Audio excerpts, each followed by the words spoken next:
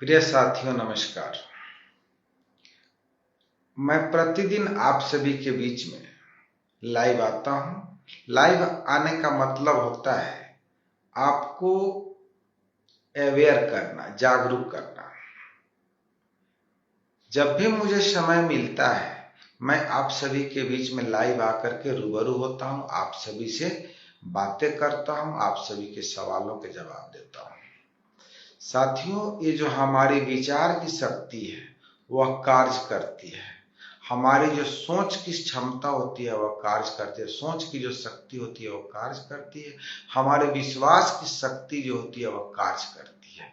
लेकिन वह कार्य कब करती है? जब हमारे सोच में संकल्प और विकल्प नहीं होता है। संकल्प और विकल्प का मतलब होता है कि हम कभी हाँ में सोच रहे हैं, कभी ना में सोच रहे हैं। हम कभी नेगेटिव थॉट ला रहे हैं, कभी पॉजिटिव थॉट ला रहे हैं। हमारा सोच जो है, पॉजिटिव संकल्प जो हमारा बिल्कुल सही वे में होना चाहिए। संकल्प है कि यह कार्य करना है तो करना है, या कार्य नहीं करना है तो नहीं करना है। संकल्प जो हमारा होना चाहिए वह नेगेटिव वे में नहीं जाना चाहिए।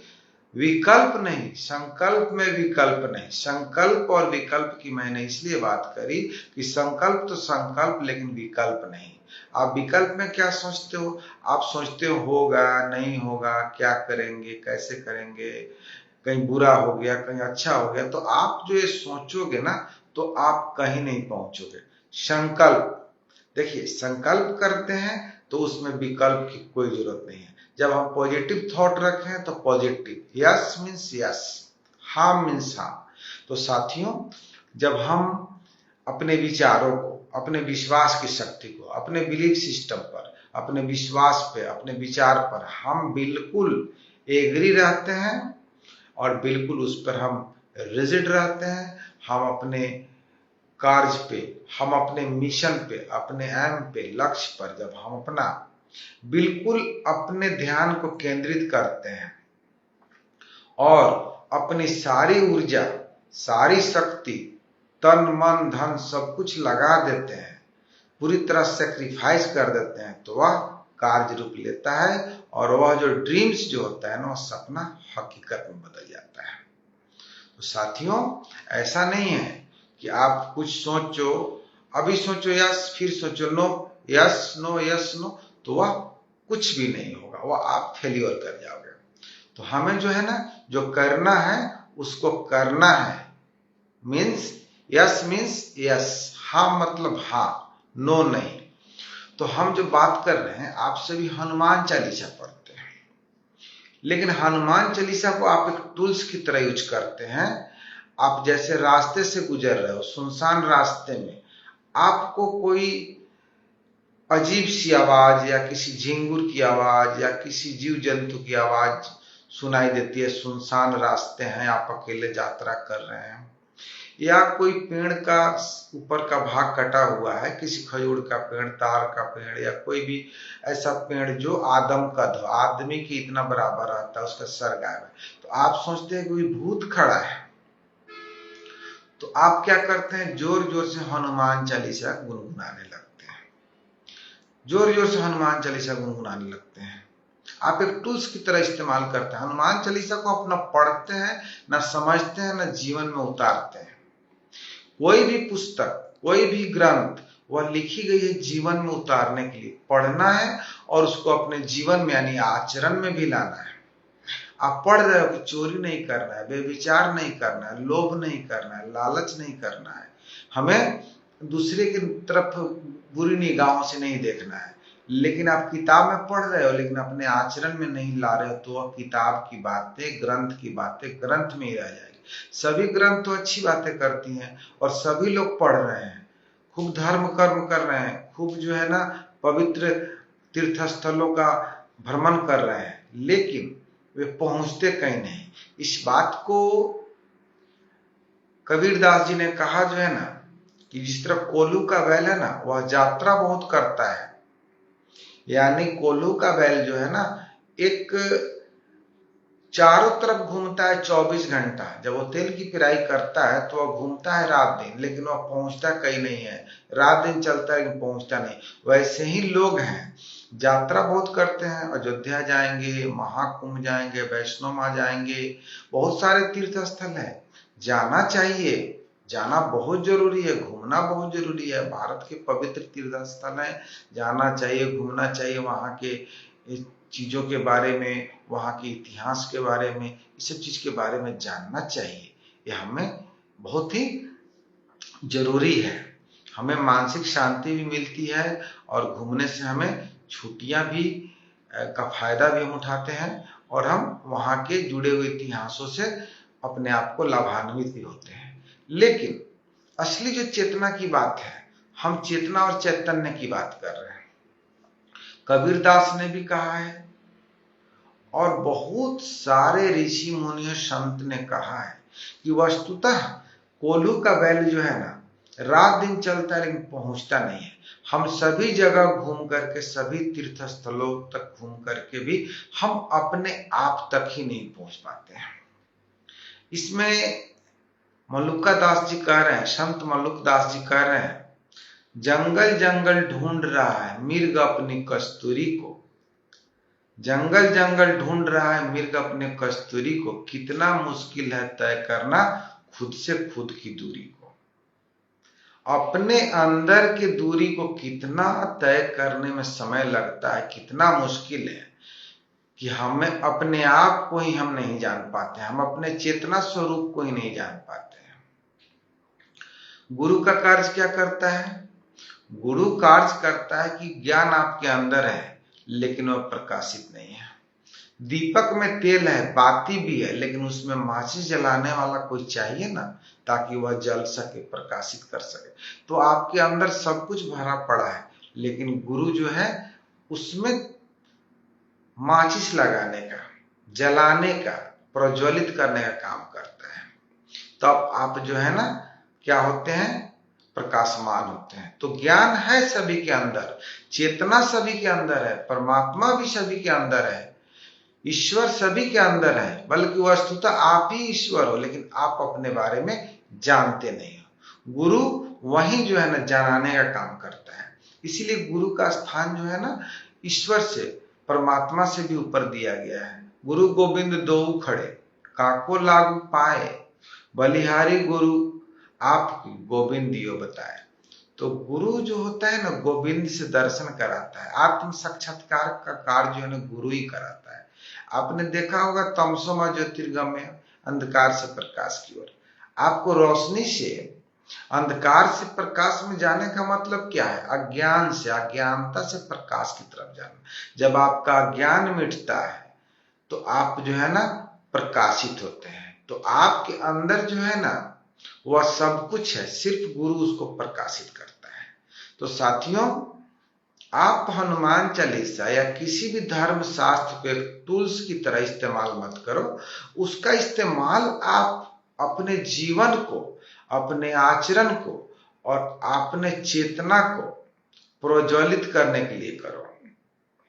कबीर दास ने भी कहा है कि कस्तूरी कुंडल बसै मिर्ग, मिर्ग ढूंढे बन माही, ऐसे घट घट राम है दुनिया जनक नहीं। तो कस्तूरी जो होता है एक तरह का सुगंधित पदार्थ जो होता है, वह मिर्ग के नाभि में रहता है, लेकिन वह जंगल जंगल खोजता है। संत मल्लुका दास भी और भी बोले हैं कि जो कस्तूरी होता है मिर्ग के नाभि में होता है, लेकिन कस्तूरी जो है ना, मिर्ग जो है ना घास घास में, जंगल झाड़ियों में ढूंढता। वैसे ही परमात्मा जो है ना आप ही के अंदर है, बल्कि वस्तुतः मैं कहूं तो आप ही हो, आप ही हो, आपके सिवा कुछ है ही नहीं। तो यहां पर हनुमान चालीसा का मैंने बात उठाया, उसमें भी वर्णन है, श्री गुरु चरण सरोज रज, श्री गुरु चरण सरोज रज, निज मन मुकुर सुधारी, वर्णो रघुबर विमल जसु जो दायक फलचारी। अब बुद्धिहीन तन जान के सुमिरो पवन कुमार, बल बुद्धि विद्या दे मोहि हरहु कलेश विकार। तो वहां पर भी चर्चा किया गया है कि जो गुरु के चरण में सब कुछ आसमान में नहीं है, जो कुछ भी है गुरु के चरण रज, वह जो रज यानी धूली है, गुरु के चरण का जो धूल है, उसी से आपको बल बुद्धि विद्या सभी की प्राप्ति होती है। और विद्या बल बुद्धि वस्तुतः है क्या? हमारी जो बल है, विद्या है, शक्ति है। जब आपको विद्या आएगा, बुद्धि आएगा, विवेक आएगा, प्रज्ञा आएगा, विजडम आएगा, सब कुछ आएगा, तो आप क्या बनेंगे? आत्मावान बनेंगे। तो आप जो है इन सब चीजों को समझिए। पुस्तकों का, ग्रंथों का आप एक टूल्स की तरह इलीगल यूज मत करिए। सारे धर्म ग्रंथ एक टॉर्च का काम करते हैं, लेकिन वे आपको कहीं पहुंचाते नहीं है। चाहे वह गीता हो, बाइबिल हो, कुरान हो या गुरु ग्रंथ हो, वह ग्रंथ है जिन्होंने परमात्मा का साक्षात्कार किया, उन्होंने उस चीज को बताया है कि हमने परमात्मा को कैसे पाया, हमारा आत्म साक्षात्कार कैसे हुआ, उस चीज की उसमें वर्णन की हुई है। वह एक टॉर्च है। टॉर्च भी जलाने का मतलब हुआ उसको पढ़ना, स्विच ऑन करना। उसको पढ़िएगा तो मतलब आपने टॉर्च को जलाया। जब आचरण में लाइएगा तो आपने उसको कर्म रूप दिया, कार्य रूप दिया।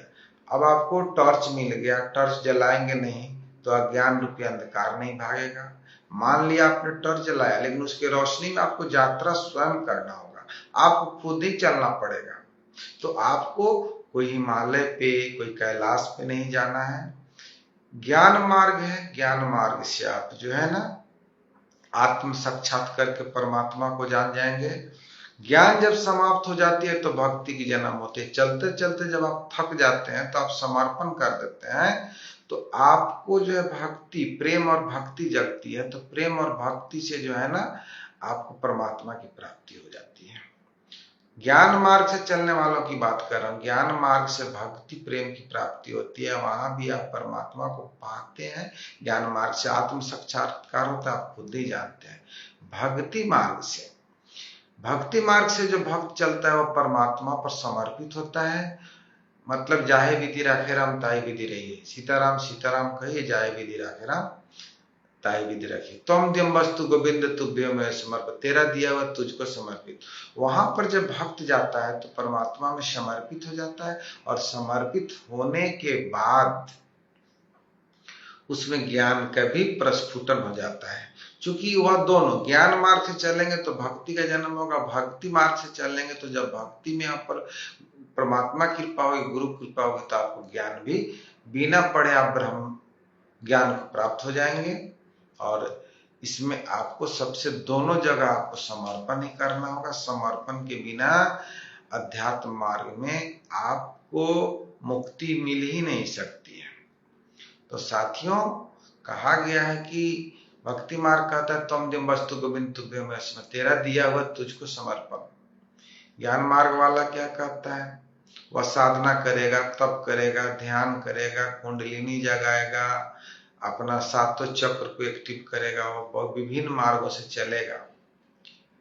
भक्ति के 9 भक्ति है, 9 मार्ग है। 9 भक्ति का 9 मार्ग है। अष्ट सिद्धि 9 निधि के दाता, अश्वरदिनी जानकी माता।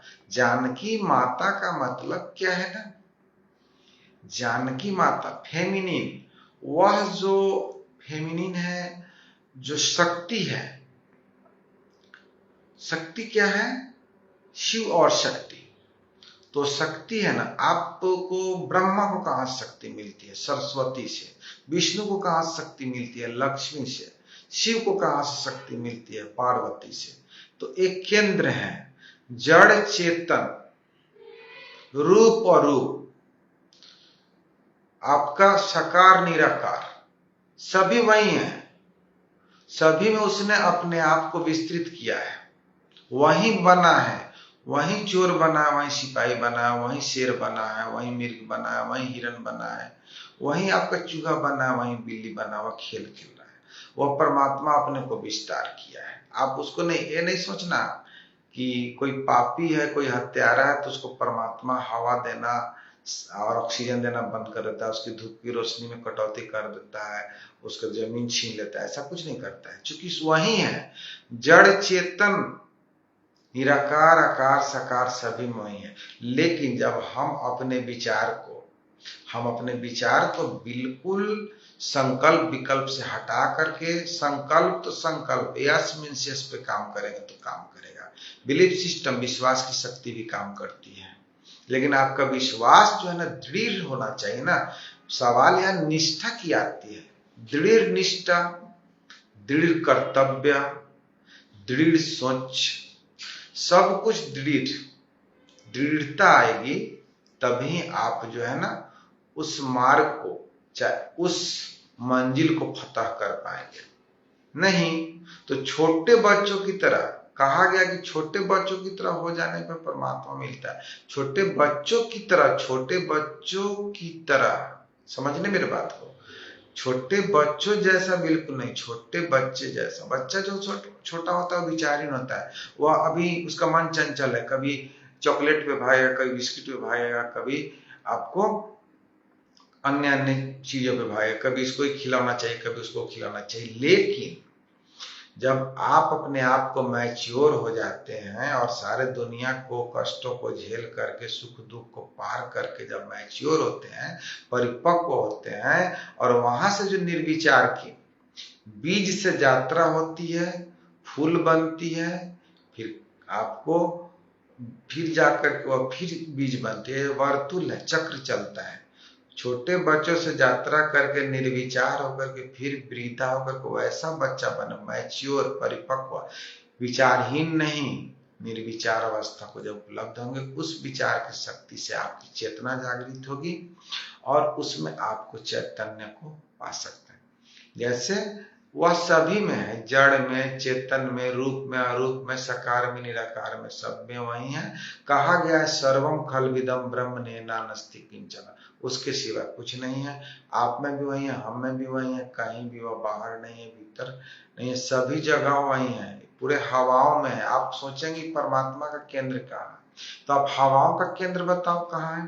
सभी जगह हवाएं भरी पड़ी है, सभी जगह ऑक्सीजन भरे पड़े हुए हैं, सभी जगह रोशनी है, सभी जगह धूप है, सभी जगह पानी है, सभी जगह आकाश है। स्पेस यानी आप जो अंतरिक्ष, शून्यता, आप जब शून्यता को उपलब्ध होंगे तो परमात्मा को उपलब्ध है। जब आप रहिएगा तो परमात्मा नहीं। कबीरदास ने कहा है, मैं था तो हरि नहीं, हरि है अब मैं नहीं, तो दो नहीं न रहेगा। ये जो प्रेम गलियत साकरी जामे दो न समाये, दो नहीं न है, ये कहीं अद्वैत डुअलिटी ने, डुअलिटी को मिटाओ। इसलिए यहाँ पे आपको निर्वाण शतकम में जो शंकराचार्य जी ने कहा था शिव के बारे में, शिव शिवत्व के बारे में, कि डुअलिटी से हटो, सुख दुख, सुख में रहोगे तो दुख होगी, सुख दुख में जब रहोगे तो सुख भी होगी, दुख भी होगी। पुण्य करोगे तो पाप भी, या पाप करोगे तो पुण्य भी, ये डुअलिटी है। तो यहाँ पर निर्वाण शतकम में आदि शंकराचार्य जी ने लिखा है शिव के बारे में कि न पुण्यम न पापम न सौख्यम न दुखम न वेदा न तीर्था न यज्ञा न भोजनम न भोज्यम न भोक्ता चिदानंद रूप शिवोहम शिव। न हम पुण्य है, न हमको पुण्य में रुचि है, न पाप है, न पाप्य में रुचि है, न हम यज्ञ में है, न वेद में है, न तीर्थ में है, न हम भोजन है, न ही हम खाने योग्य हैं, न खाने वाले हैं, न खाया जाने वाला हूं। हम चिदानंद रूप है, शिव है, सदैव है। तो ये बात करें, डुअलिटी से बाहर निकलिए, सुख दुख के बीच में, खुशी गम के बीच में भी एक सेंटर है। वो एक सूक्ष्म रेखा है जिसको हम आनंद बोलते हैं। चिदानंद रूप उसी को कहा गया, सच्चिदानंद। तो वो सेंटर है, उस सेंटर में हम थोड़ा देर के लिए, जब मान लीजिए कि आप अभी कार्य कर रहे हो तो लगता है कि हम बहुत दुनिया चला रहे हैं, हम बहुत बड़े लोग हैं, हम बहुत कार्य कर रहे हैं, हमारे बगैर कार्य नहीं होगा, तो आप भूल में हैं। मान लो कि आप यहाँ पे आपको कोई कार्य नहीं होता तो आप क्या करते हैं?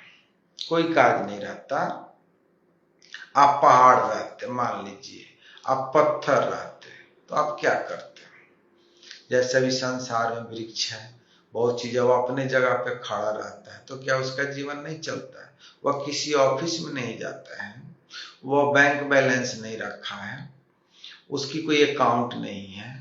तो पेड़ जो है ना, वो जड़ प्राणी है, लेकिन उसको भी वहां पे तो सब चीज मिल रहा है ना, उसको भी भोजन मिल रहा है, पानी मिल रहा है, हवा मिल रहा है, उसको जो जरूरत है कार्बन डाइऑक्साइड को, तो उसको कार्बन डाइऑक्साइड मिल रहा है, किसी को ऑक्सीजन की जरूरत है तो ऑक्सीजन मिल रहा है, उसको भी तो कोई दे रहा है ना।